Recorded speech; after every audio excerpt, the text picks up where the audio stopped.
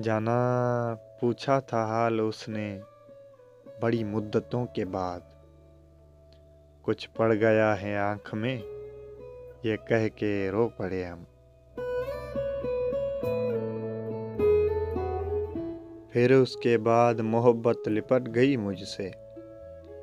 हाय मुर्शद, मैंने मजाक उड़ाया था मोहब्बत करने वालों का।